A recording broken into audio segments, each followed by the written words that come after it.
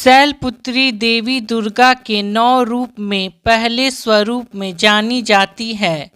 ये ही 9 दुर्गा में प्रथम दुर्गा है। पर्वतराज हिमालय के घर पुत्री रूप में उत्पन्न होने के कारण इनका नाम शैलपुत्री पड़ा। नवरात्र पूजन में प्रथम दिवस इन्हीं की पूजा और उपासना की जाती है। इस प्रथम दिन की उपासना में योगी अपने मन को मूलाधार चक्र में स्थित करते हैं।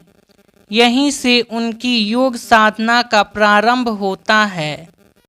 शैलपुत्री माता की कथा।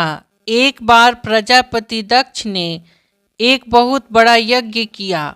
उसमें उन्होंने सारे देवताओं को अपना अपना यज्ञ भाग प्राप्त करने के लिए निमंत्रित किया, परंतु शंकर जी को उन्होंने इस यज्ञ में निमंत्रित नहीं किया।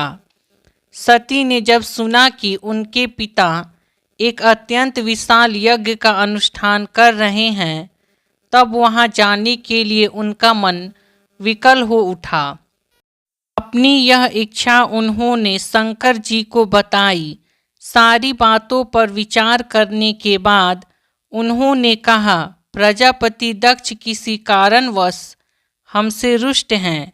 अपने यज्ञ में उन्होंने सारे देवताओं को निमंत्रित किया है, उनके यज्ञ भाग भी उन्हें समर्पित किए हैं, परंतु हमें जानबूझकर नहीं बुलाया है, कोई सूचना तक नहीं भेजी है।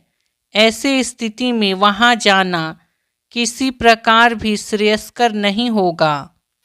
शंकर जी के इस उपदेश से सती का प्रबोध नहीं हुआ। पिता का यज्ञ देखने वहां जाकर माता और बहनों से मिलने की उनकी व्यग्रता किसी प्रकार भी कम ना हो सकी। उनका प्रबल आग्रह देखकर भगवान शंकर जी ने उन्हें वहां जाने की अनुमति दे दी।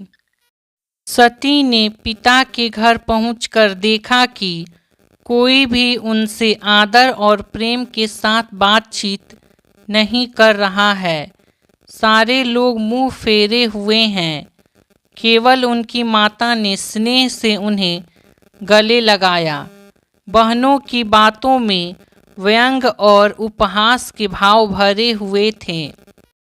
परिजनों के इस व्यवहार से उनके मन को बहुत क्लेश पहुंचा।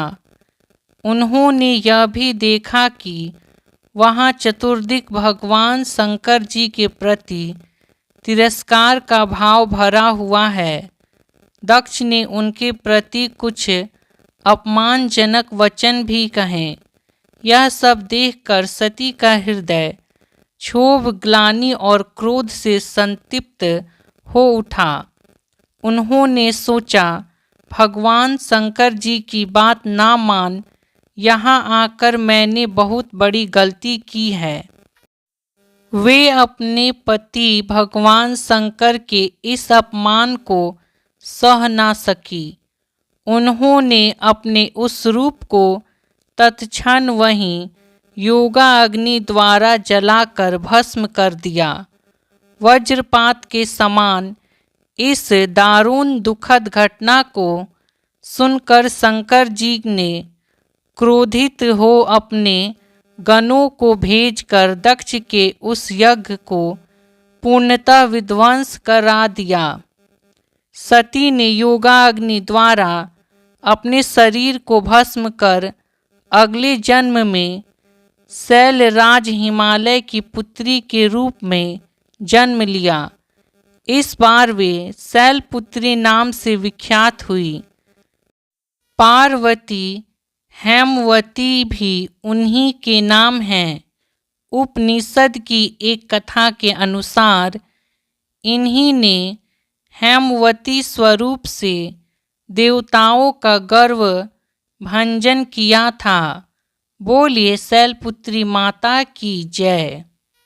शैलपुत्री माता का मंत्र। या देवी सर्वभूतेषु मां शैलपुत्री रूपेण संस्थिता।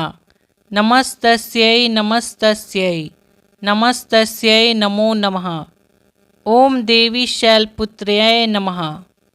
जय माँ शैलपुत्री।